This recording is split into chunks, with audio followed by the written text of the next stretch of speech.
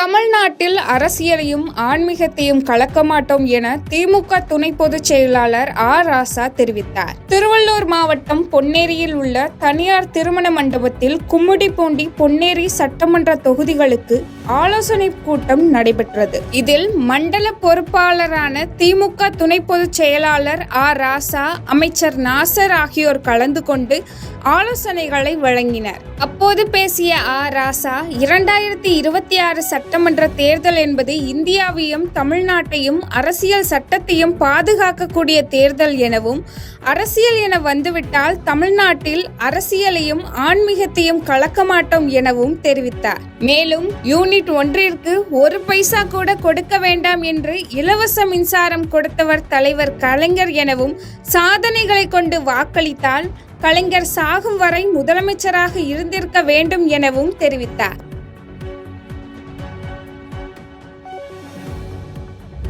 பாட்டாளி மக்கள் கட்சியின் அலுவலக திறப்பு விழாவில் அன்புமணியின் பெயரை தவிர்த்து மருத்துவர் ஐயா வாழ்க என்ற கோஷங்களை பாமகவினர் எழுப்பினர். நாமக்கல்லில் மேற்கு மாவட்ட பாட்டாளி மக்கள் கட்சியின் அலுவலக திறப்பு விழா பள்ளிப்பாளையம் சங்கரகிரி சாலையில் ஒட்டமெத்தை என்ற பகுதியில் நடைபெற்றது. இந்த நிகழ்விற்கு மேற்கு மாவட்ட செயலாளர் உமாசங்கர் தலைமை தாங்கினார். அப்பொழுது கூட இருந்த தொண்டர்கள் அன்புமணியின் பெயரை தவிர்த்து மருத்துவர் ஐயா வாழ்க என்ற கோஷங்களை தொண்டர்கள் எழுப்பினர். இதனை அடுத்து செய்தியாளர்கள் பேட்டியளித்த பாமக மண்டல பொறுப்பாளர் பாஸ்கரன், கோஷத்தின் போது அன்புமணியின் பெயரை தொண்டர்கள் தவிர்த்தது ஏன் எனவும், இதன் மூலமாக இருதரப்பாக செயல்படுவதை உறுதி செய்து கொள்ளலாமா என செய்தியாளர்கள் கேள்வி எழுப்பியதற்கு தான் ஒன்றும் கோஷம் போடவில்லையே என மழுப்பலாக பதிலளித்தார். மேலும் கட்சியில் மருத்துவர் ராமதாஸ் தான் எல்லாம், அவர் எடுப்பதுதான் முடிவு எனவும் தெரிவித்தார்.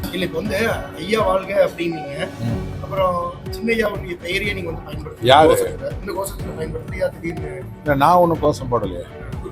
யாரு கோஷம் போட்டாங்க? தொண்டர்களா? அதான் நான் கோஷமே போடலையே.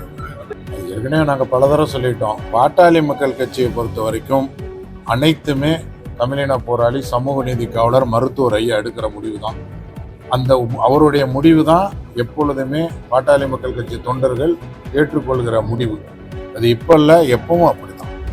38 கோடி ரூபாய் மதிப்பீட்டில் ஆட்சியர் அலுவலக கூடுதல் கட்டிடத்தினை காணொலி காட்சி வாயிலாக தமிழக முதலமைச்சர் ஸ்டாலின் திறந்து வைத்தார். தருமபுரி மாவட்டத்தில் 38 கோடி ரூபாய் மதிப்பீட்டில் ஆட்சியர் அலுவலக கூடுதல் கட்டிடம் கட்டி முடிக்கப்பட்டுள்ளதை அடுத்து தமிழக முதல்வர் தலைமை செயலகத்திலிருந்து காணொலி காட்சி வாயிலாக திறந்து வைத்தார். இதனைத் தொடர்ந்து தமிழக வேளாண் மற்றும் உழவர் நலத்துறை அமைச்சர் பன்னீர்செல்வம் விளக்கேற்றி வைத்து புதிய அலுவலகத்தில் ஆட்சியர் சதீஷை இருக்கையில் அமர வைத்தார். மேலும் 10 கோடி ரூபாய் மதிப்பிலான பல்வேறு துறைகளின் சார்பில் நலத்திட்ட உதவிகளையும் பொதுமக்களுக்கு வழங்கினார்.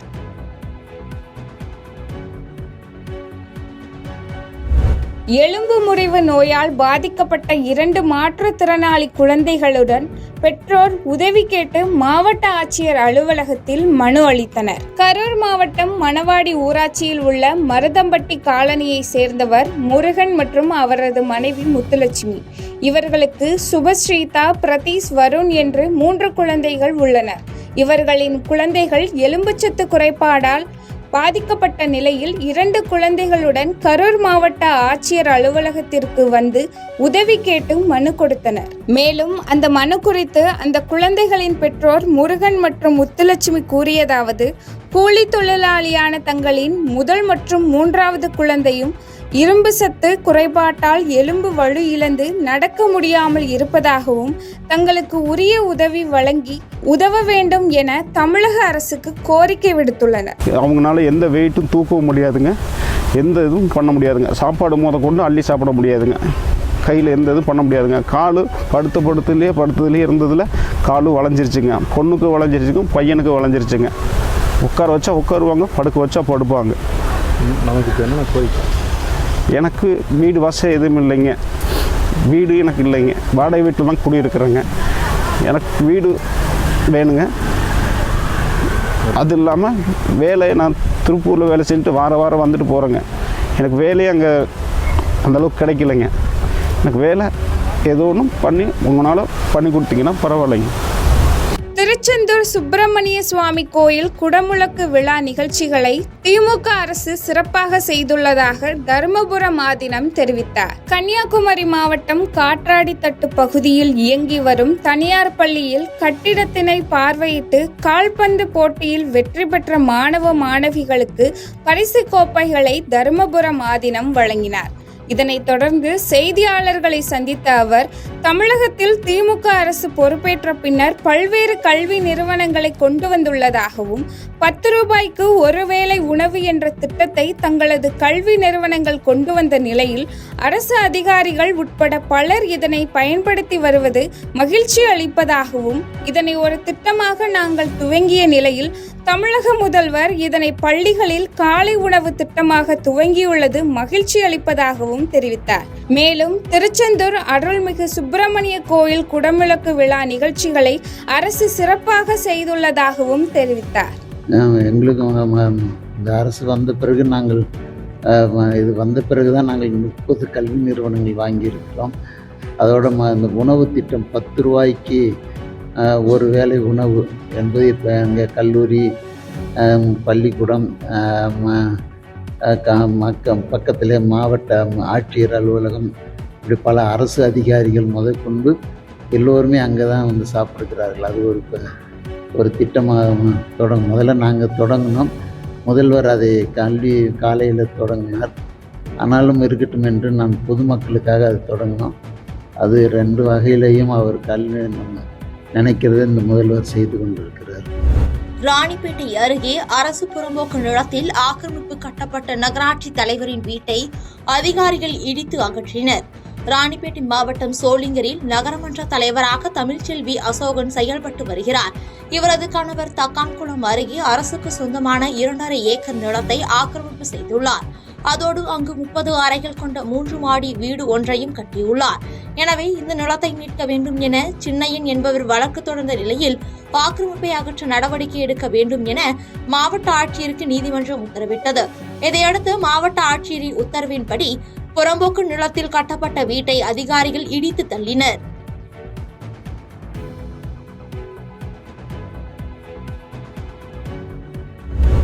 விருதுநகரில் கல்லூரி பேருந்தும் லாரியும் மோதி விபத்துக்குள்ளானதில் 16 மாணவ மாணவிகள் காயமடைந்தனர். விருதுநகர் மாவட்டம் சிவகாசி செங்குன்றாபுரம் செல்லும் சாலை பிரிவில் மண் ஏற்றி வந்த டிப்பர் லாரியும் விருதுநகரில் இருந்து கல்லூரி மாணவ மாணவிகளை ஏற்றிக் கொண்டு வந்த தனியார் கல்லூரி பேருந்தும் எதிரெதிரே மோதி விபத்துக்குள்ளானது. இந்த விபத்தில் டிப்பர் லாரியை ஓட்டி வந்த விருதுநகர் யானை குழாய் தெருவைச் சேர்ந்த தங்கமாரியப்பன் என்பவர் சம்பவ இடத்திலேயே பரிதாபமாக உயிரிழந்தார். மேலும் கல்லூரி பேருந்தில் பயணம் செய்த ஒரு ஆசிரியர் உள்ளிட்ட 16 மாணவ மாணவிகள் காயமடைந்தனர். தொடர்ந்து அவர்கள் அனைவரும் மருத்துவமனையில் சிகிச்சைக்காக அனுமதிக்கப்பட்ட நிலையில் கல்லூரி பேருந்தை ஓட்டி வந்த அருப்புக்கோட்டையைச் சேர்ந்த ஓட்டுநர் ஸ்ரீனிவாசனும் பலத்த காயத்துடன் மருத்துவமனையில் அனுமதிக்கப்பட்டுள்ளார். தொடர்ந்து இச்சம்பவம் குறித்து போலீசார் வழக்கு பதிவு செய்து விசாரணை மேற்கொண்டு வருகின்றனர்.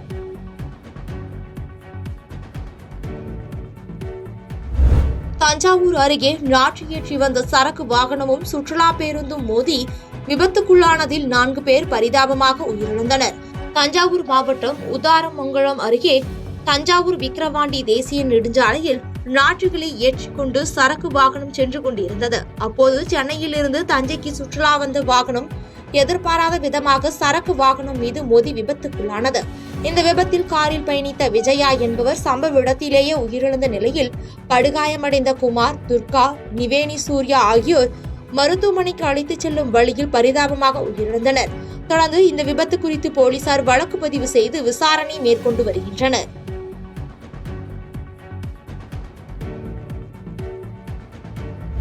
தென்காசியில் ரேஷன் கடை பணியாளர் பணிக்கு 10 லட்சம் ரூபாய் வரை வசூல் செய்யப்படுவதாக நெல்லை மாவட்ட அதிமுகவினர் குற்றம் சாட்டியுள்ளனர். தென்காசி அதிமுக தெற்கு மாவட்ட இலக்கிய அணி செயலாளர் நெல்லை முகிலன் இது தொடர்பாக மாவட்ட ஆட்சியரிடம் புகார் மனுவை அளித்தார். அதில் தமிழகத்தில் தற்போது ரேஷன் கடை பணியாளர் பணிக்கு ஆள் நிரப்புவதாக அறிவிப்பு வெளியிட்டு பணிகள் நடைபெற்று வரும் நிலையில் தென்காசி மாவட்டத்தைச் சார்ந்த திமுகவினரே ரேஷன் கடை பணிக்கு 10 லட்சம் ரூபாய் வரை வசூல் செய்து காலி பணியிடங்களை நிரப்பி வருவதாக குறிப்பிட்டுள்ளார்.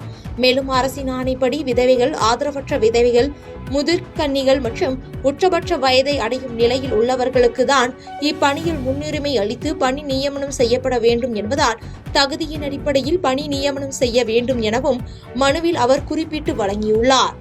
மாவட்ட இலக்கினி சார்பாக சந்தித்து ஒரு மனு கொடுப்பதற்காக வந்தோம். மனுவை கொடுத்து விட்டோம். மனுவுடைய சாராம்சம் என்னவென்றால், இப்போ இந்த ரேஷன் கடைக்கு இன்டர்வியூலாம் வச்சுருந்தாங்க. பரசக்தி காலேஜில் ஒரு வாரமாக நடந்தது.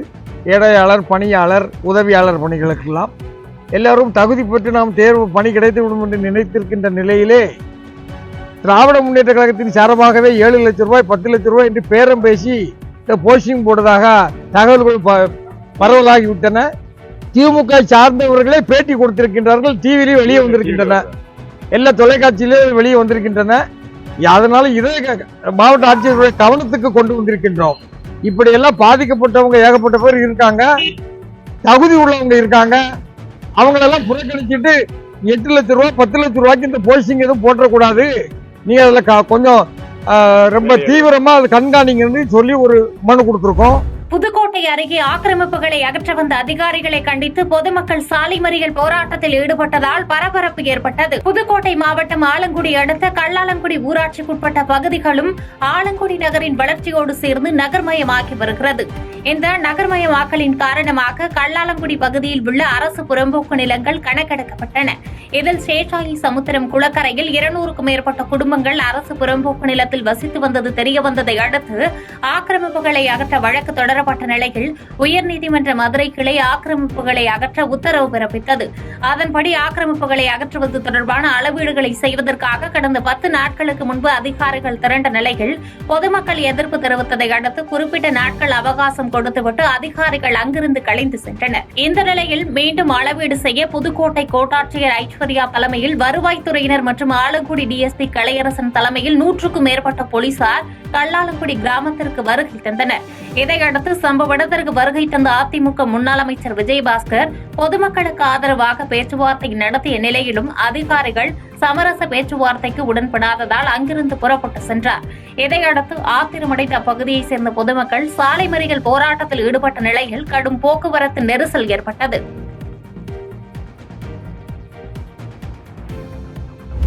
செங்கல்பட்டு அருகே நிலத்தை ஆக்கிரமிப்பு செய்வதற்காக பொய் புகார் அளித்து பாமக ஊராட்சி மன்ற தலைவர் பழிவாங்கும் நடவடிக்கையில் ஈடுபடுவதாக முதியவர் குற்றச்சாட்டு தெரிவித்துள்ளார். செங்கல்பட்டு மாவட்டம் மாமல்லபுரம் அடுத்த காரணி பகுதியில் வசித்து வருபவர் கண்ணியப்பன்.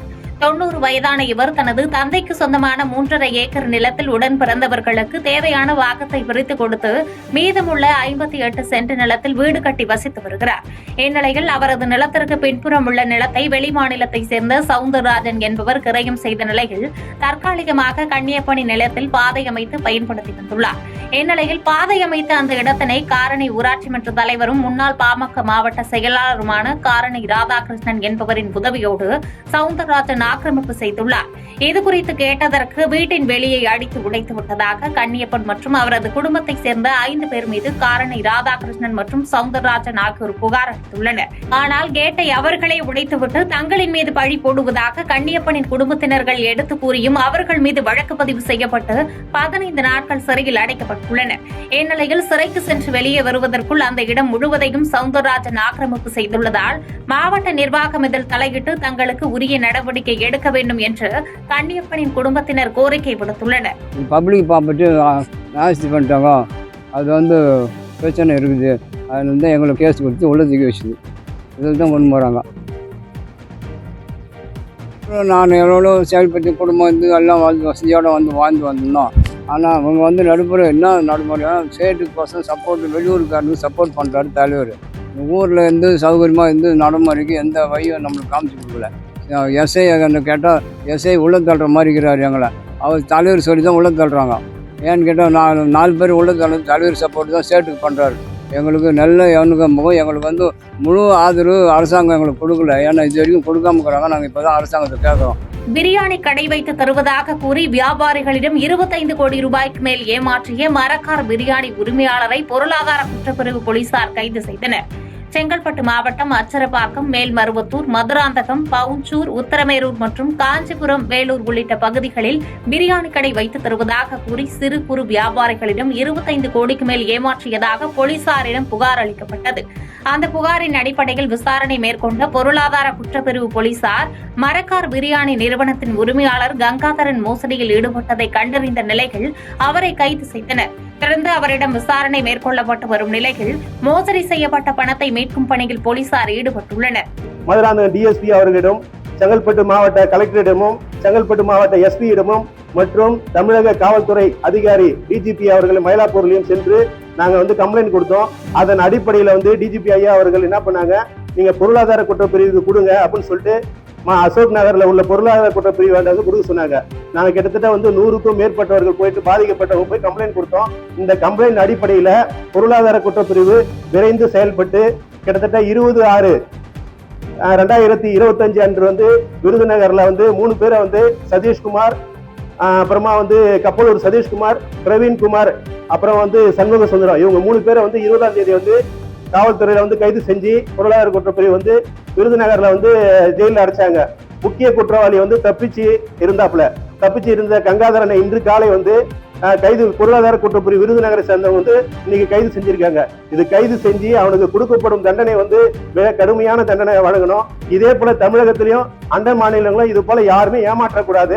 அதனால இந்த அதிகாரிகளை சீக்கிரமா செயல்பட்டதுக்கு நன்றி தெரிவிச்ச வண்ணத்துல மேலும் இது போல யாரும் செய்யக்கூடாது என்று எங்களுக்கு கோரிக்கை முன்வைக்கிறோம். போலீஸ் அடித்து கொலை செய்த அஜித்குமாரின் குடும்பத்திற்கு அரசு வீடு கட்டித்தர வேண்டும் என்று இந்திய ஜனநாயக கட்சியின் மாநில துணை பொதுச் செயலாளர் நெல்லை ஜீவா கோரிக்கை விடுத்துள்ளார். சிவகங்கை மாவட்டம் திருபுவனம் அடுத்த மடபுரம் பத்ரகாளியம்மன் கோயில் காவலாளி அஜித்குமார் நகை திருட்டு வழக்கில் போலீஸ் விசாரணையின் போது கடுமையாக தாக்கப்பட்டு உயிரிழந்தார். இச்சம்பவம் தமிழகம் முழுவதும் பெரும் அதிர்வலையை ஏற்படுத்திய நிலையில் இந்திய ஜனநாயக கட்சி சார்பில் மாநில துணை பொதுச் செயலாளர் நெல்லை ஜீவா அஜித்குமாரின் இல்லத்திற்கு சென்று அவரது குடும்பத்தினரிடம் ஆறுதல் தெரிவித்தார். அப்போது இந்திய ஜனநாயக கட்சி நிறுவன தலைவர் ரவி பச்சமுத்து மற்றும் மாநில இணை பொதுச் செயலாளர் டாக்டர் லீமா ரோஸ் மார்டின் ஆகியோர் தாய் மாலதியிடம் தொலைபேசியில் தொடர்பு கொண்டு ஆறுதல் கூறி தேவையான அனைத்து உதவிகளும் செய்து தருவதாக உறுதியளித்தனர். பின்னர் செய்தியாளர்களை சந்தித்த நெல்லை ஜீவா தமிழகத்தில் அஜித்குமார் கொலை சம்பவம் அனைவரையும் வேதனையடை செய்துள்ளதாகவும் தமிழக காவல்துறை ஏவல் துறையாக செயல்படுவதாகவும் குற்றம் சாட்டினார். மேலும் அரசு வீடு கட்டி தருவதாக கூறிவிட்டு வீட்டுமனை பட்டா மட்டுமே வழங்கியுள்ளதாகவும் பாதிக்கப்பட்ட அஜித்குமாரின் குடும்பத்தினருக்கு அரசே வீடு கட்டி தர வேண்டும் எனவும் அவர் வலியுறுத்தினார். மேலும் இந்த காவல் நிலையத்தில் நடக்கக்கூடிய கொடுஞ்செயல்கள் காவல்துறை ஏவல் துறையாக நடக்கிறது என்பதற்கு கடந்த கால வரலாறுகளை எடுத்து பார்க்கும் பொழுது பல சம்பவங்கள் இங்கே நடந்திருக்கிறது. ஜெயராஜ் பென்னிக்ஸ், சாத்தான்குளம் ஜெயராஜ் பென்னிக்ஸிலிருந்து முதுகுளத்தூர் மாணவன் மணிகண்டன் உள்பட பல சம்பவங்கள் நாம் இந்த நேரத்தில் இங்கு பதிவு செய்ய வேண்டிய கட்டாயத்தில் இருக்கிறோம்.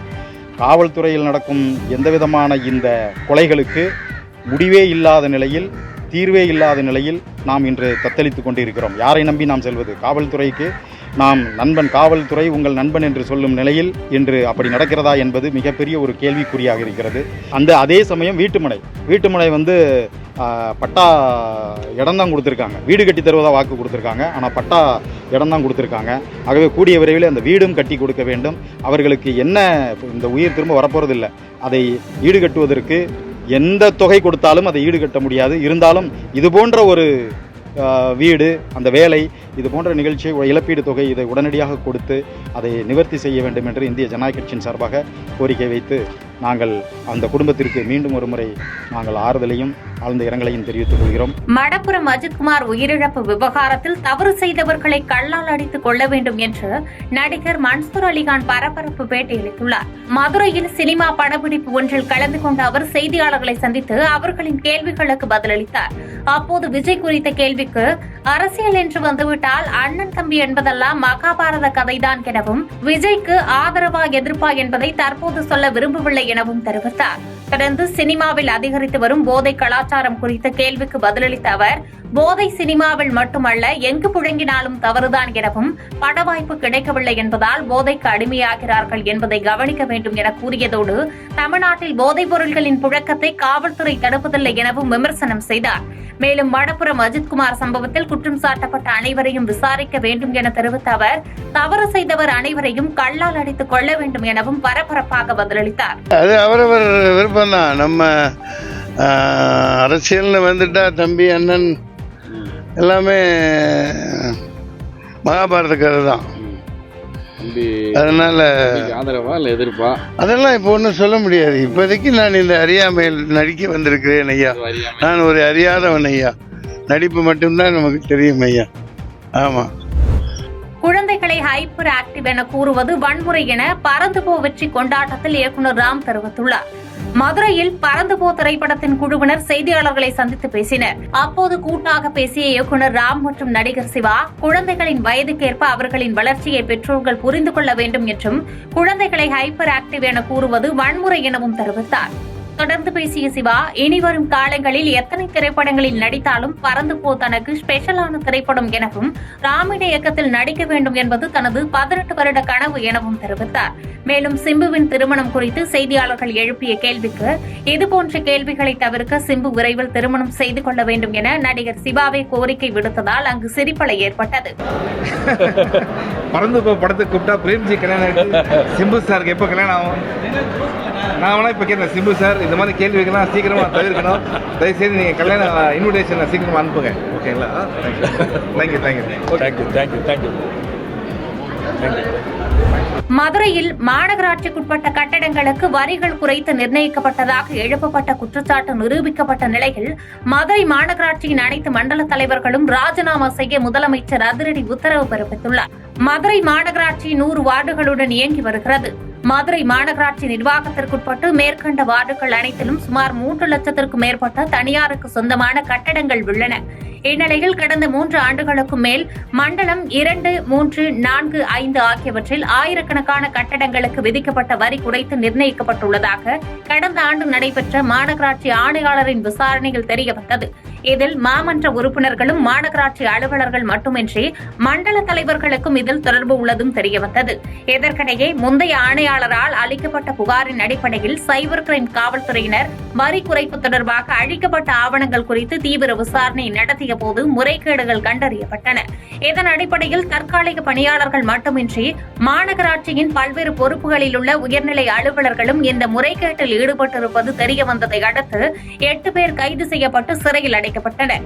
இந்நிலையில்தான் மாநகராட்சியின் அனைத்து மண்டல தலைவர்களும் ராஜினாமா செய்ய கூறி முதலமைச்சர் உத்தரவிட்டுள்ள சம்பவம் பெரும் பரபரப்பை ஏற்படுத்தியுள்ளது. ஏற்கனவே மதுரை மாநகராட்சியின் மேயர் இந்திராணியின் கணவர் பொன் வசந்தையும் நீக்கி திமுக தலைமை உத்தரவிட்டிருந்த நிலையில் தற்போது அதன் தொடர்ச்சியாக மண்டல தலைவர்களையும் ராஜினாமா செய்ய உத்தரவிட்டிருப்பது தமிழக அரசியல் வட்டாரத்தில் பெரும் பரபரப்பை ஏற்படுத்தியுள்ளது. மதுரை மண்டல தலைவர்கள் ராஜினாமா செய்வது போன்று திமுக அரசும் ராஜினாமா செய்யும் நிலை உருவாகும் என்று அதிமுக முன்னாள் அமைச்சர் RB உதயகுமார் விமர்சித்துள்ளார். மதுரையில் வீடியோ வெளியிட்டு பேசிய அவர், எதிர்க்கட்சித் தலைவர் எடப்பாடி பழனிசாமி தொடங்கியுள்ள சட்டப்பேரவை தேர்தலுக்கான பிரச்சாரம் ரத்தக்கரை படிந்த திமுக ஆட்சிக்கு முடிவுரை எழுதுகிற பயணமாக இருக்கும் என தெரிவித்தார். மேலும் மதுரை மாநகராட்சி மண்டல தலைவர்கள் ராஜினாமா செய்தது போன்று ஊழல் கரை படிந்து இருக்கிற திமுக அரசும் ராஜினாமா செய்கிற நிலை உருவாகும் எனவும், அதற்கான முன் அறிவிப்பாகத்தான் மதுரை மாநகராட்சியின் மண்டல தலைவர்களின் ராஜினாமா இருப்பதாகவும் தெரிவித்தார். மேலும் இதேபோன்று அனைத்து மாநகராட்சியிலும் ஊழல் நடைபெற்றுள்ளதா என்பதையும் விசாரிக்க வேண்டும் என அவர் வலியுறுத்தினார். மதுரை மாநகராட்சி வரலாற்றிலே ஒட்டுமொத்தமாக ராஜினாமா ஊழல் புகாரிலே ராஜினாமா செய்த வரலாறு இதுவரை இந்த மதுரை என்பதை பார்த்திருக்கிறதா என்பது அதிர்ச்சிக்குள்ளான செய்தியாக இருக்கிறது. ஆகவே யானை வரும் பின்னே மணி ஓசை வரும் முன்னே என்பதைப் போல இந்த ஊழல் கரை படித்திருக்கிற திமுக அரசே ராஜினாமா செய்கிற நிலையிலே தான் இப்போது அதற்கு முன் அறிவிப்பாக மதுரை மாநகராட்சியினுடைய மண்டல தலைவர்கள் ராஜினாமா, தூத்துக்குடியிலிருந்து இலங்கைக்கு ஃபைபர் படகு மூலம் கடத்த முயன்ற 40 லட்சம் ரூபாய் மதிப்பிலான 1200 கிலோ எடை கொண்ட வீடு இலைகள் மற்றும் பதவி எண் இல்லாத நவீன ஃபைபர் படகு கடத்தலுக்கு பயன்படுத்தப்பட்ட இருசக்கர வாகனத்தை போலீசார் பறிமுதல் செய்தனர். தூத்துக்குடி கடற்பகுதி வழியாக நாள்தோறும் இலங்கைக்கு வீடு இலைகள், மஞ்சள், மாத்திரைகள், அழகு சாதன பொருட்கள், போதைப் பொருட்கள் ஆகியவை படகு மூலம் கடத்தப்பட்டு வருவதாக கிடைத்த தகவலின்படி காவல்துறையினர் கடலோர பகுதிகளில் தீவிர சோதனையில் ஈடுபட்டனர். அப்போது தூத்துக்குடி தாளமுத்து நகர் அருகே உள்ள விவேகானந்தர் காலனி கடற்கரை பகுதி வழியாக வீடு இலைகள் கடத்தப்படுவதை அறிந்து கியூ பிரிவு போலீசார் புதிய நவீன 2 இன்ஜின்கள் பொருத்தப்பட்ட ஃபைபர் படகில் இலங்கைக்கு கடத்துவதற்காக வைக்கப்பட்டிருந்த 30 கிலோ எடை கொண்ட 40 மூட்டை வீடு இலைகளை பறிமுதல் செய்தனர். மேலும் போலீசாரை கண்டதும் தப்பி ஓடிய கும்பலை தேடி வரும் நிலையில் பறிமுதல் செய்யப்பட்ட வீடு இலைகள் சுங்க இலாகா அதிகாரிகளிடம் ஒப்படைக்கப்பட்டன.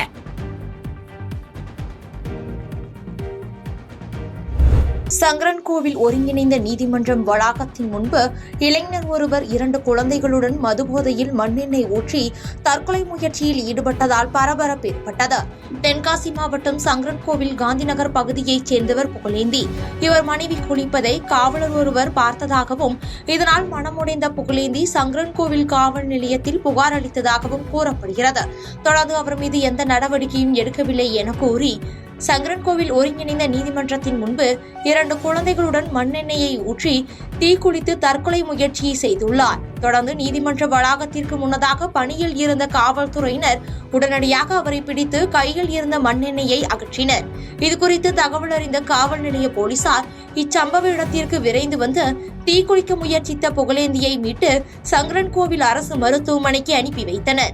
மேலும் இவர் மீது பல்வேறு குற்ற வழக்குகள் உள்ளது என கூறப்படும் நிலையில் இதனால் அங்கு பரபரப்பு ஏற்பட்டது. சங்கரன்கோவில் அருகே குருவிக்குளம் பகுதியில் தெப்பக்குளத்தில் எதிர்பாராத விதமாக தவறி விழுந்த நபர் உயிரிழந்த சம்பவம் சோகத்தை ஏற்படுத்தியுள்ளது. தென்காசி மாவட்டம் சங்கரன்கோவில் அருகே உள்ள குருவிக்குளம் கிழக்கு காலனி தெற்கு தெருவைச் சேர்ந்தவர் மாடசாமி. இவர் குருவிக்குளம் பேருந்து நிலையம் பின்புறம் உள்ள தெப்பக்குளத்தில் குளிக்கச் சென்றபொழுது எதிர்பாராத விதமாக வழுக்கி விழுந்து தலையில் பலத்த காயங்களுடன் நீரில் மூழ்கி பரிதாபமாக உயிரிழந்தார். இதன் பின்னர் அக்கம் பக்கத்தினர் இதுகுறித்து குருவிக்குளம் காவல்துறையினருக்கு தகவல் தெரிவித்தனர். அங்கு விரைந்து வந்த காவல்துறையினர் பொதுமக்களின் உதவியோடு மாடசாமியின் உடலை மீட்டு சங்கரன்கோவில் அரசு மருத்துவமனைக்கு பிரேத பரிசோதனைக்காக அனுப்பி வைத்தனர். மேலும் இச்சம்பவம் குறித்து குருவிக்குளம் போலீசார் விசாரணை செய்து வருகின்றனர். மணப்பாறை அருகே அரசு பள்ளி ஆசிரியர் பள்ளி வகுப்பறையில் மதுபோதையில் மயங்கி கிடந்த சம்பவம் பரபரப்பை ஏற்படுத்தியுள்ளது. திருச்சி மாவட்டம் மணப்பாறையை அடுத்த இனாம்புதூர் ஊராட்சியில் உள்ள வையமலைப்பாளையத்தில் ஊராட்சி ஒன்றிய தொடக்கப்பள்ளி செயல்பட்டு வருகிறது.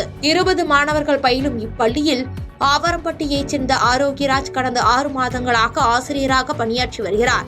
இவர் பள்ளிக்கு மதுபோதையில் வந்து வகுப்பறையிலேயே படித்துவிட்டதாக கூறப்படுகிறது. தொடர்ந்து ஆசிரியர் மயங்கி கிடப்பதை அறிந்து வந்த பெற்றோர்கள் ஆசிரியரை தண்ணீர் தெளித்து எழுப்பியுள்ளனர். இதுகுறித்து புகாரின் அடிப்படையில் மாவட்ட தொடக்க கல்வி அலுவலர் ரவிச்சந்திரன் ஆசிரியர் ஆரோக்கியராஜை சஸ்பெண்ட் செய்து உத்தரவிட்டுள்ளார். மேலும் இதுகுறித்தான வீடியோ காட்சிகள் சமூக வலைதளங்களில் வெளியாகி வைரலாகி வருகிறது. காவல்துறை விசாரணைக்கு பின்னரே வேன் மீது ரயில் மோதிய விபத்துக்கான காரணம் குறித்து தெரிய வரும் என அமைச்சர் CV கணேசன் தெரிவித்துள்ளார். கடலூர் மாவட்டம் செம்மங்குப்பம் அருகே குழந்தைகளை ஏற்றிக்கொண்டு சென்ற பள்ளி வேன் ஒன்று அப்பகுதியில் இருந்த ரயில்வே கேட்டை கடந்தபோது எதிர்பாராத விதமாக ரயில் மோதி விபத்தில் சிக்கியது. இந்த விபத்தில் சம்பவ இடத்திலேயே பள்ளி மாணாக்கர்கள் 3 பேர் உயிரிழந்தனர். இந்நிலையில் கடலூர் அரசு தலைமை மருத்துவமனையில் ரயில் விபத்தில் பாதிக்கப்பட்டு சிகிச்சை பெற்று வருபவர்களை பார்வையிட்டு ஆறுதல் கூறிய தொழிலாளர் நலன் மற்றும் திறன் மேம்பாட்டுத்துறை அமைச்சர் CV கணேசன் பின்னர் செய்தியாளர்களை சந்தித்து பேட்டியளித்தார். அப்பொழுது பேசிய அவர், விபத்தில் சிக்கிய 11ஆம் வகுப்பு பயிலும் மாணவர் விபத்து நடந்தபோது மின்சாரம் தாக்கி பாதிக்கப்பட்ட நபர் உள்ளிட்டோரை சந்தித்து நலம் விசாரித்ததாக தெரிவித்தார். மேலும் இந்த விபத்து சம்பந்தமாக காவல்துறையினர் விசாரணை மேற்கொண்டு வருகின்றனர் என்றும் விசாரணை முடிவில் விபத்துக்கான காரணம் குறித்து தெரியவரும் என்று தெரிவித்தார். சம்பவ இடத்திலேயே 2 பேர் இறந்திருக்கிறார்கள். மீதி 2 பேர்ல ஒரு மாணவர் ஜிப்மர் மருத்துவமனைக்கு அனுப்பப்பட்டிருக்கிறது. ஒரு மாணவர் 11ஆம் வகுப்பு படித்துக் கொண்டிருக்கிறார். அவர் இருக்கிறார், அவர் நலமுடன் இருக்கிறார். இந்த கிராமத்தை சார்ந்த ஒருவர் எதிர்பாராத சென்றவர் அந்த ஒயர்ல கால வச்சு பாதிக்கப்பட்டிருக்கிறார். அவரும் இங்க இருக்கிறார். என்ன சார் போதிய மருத்துவர்கள் இல்லையா? எல்லா வசதியும் இருக்கு சார். அதாவது ரொம்ப சீரியஸ் கண்டிஷன் இருக்கிறதுனால அவங்க வந்து விருப்பப்படுறாங்க அங்க போகணும்னு சொன்னாங்க. அதனால அவங்க ரெஃபர் பண்ணி அனுப்பியிருக்கோம். என்ன தவறு நடந்தா சொல்றாங்க, ஒரு யூகம் சொல்றாங்க, தெரியும். அதாவது இது சம்பந்தமாக காவல்துறை வந்து உரிய நடவடிக்கை எடுத்து விசாரணை மேற்கொண்டுள்ளார்கள். உரிய விசாரணை முடிவுடன் உண்மையா என்ன நடந்தது என்பது தெரியும். முதற்கட்ட விசாரணை என்னன்னு சொன்னாங்கன்னா யூகத்துக்குலாம் வந்து ஒரு முற்றுப்புள்ளி வைக்கலாம். இல்ல சார், அந்த சம்பவம் குறித்து கடலூர் காவல்துறை உரிய நடவடிக்கை மேற்கொண்டு விரைவில் அது என்ன நடந்தது என்பது வெளிச்சத்துக்கு வரும் என்பது. செய்திகளை உடனுக்குடன் தெரிந்து கொள்ள கீழ்கண்ட கேபிள் மற்றும் டிடிஹெச் நெட்வொர்க்குகளில் எம்நாடு செய்தி தொலைக்காட்சியை காணுங்கள். பாதகம் செய்பவரை கண்டால் நாம் பயம் கொள்ளலாகாது பாப்பா. மோதி மிதித்து விடு பாப்பா, அவர் முகத்தில் உமிழ்ந்து விடு பாப்பா. அண்மை செய்திகளை உடனுக்குடன் தெரிந்து கொள்ள இணைந்திருங்கள் எம்நாடு தொலைக்காட்சியுடன்.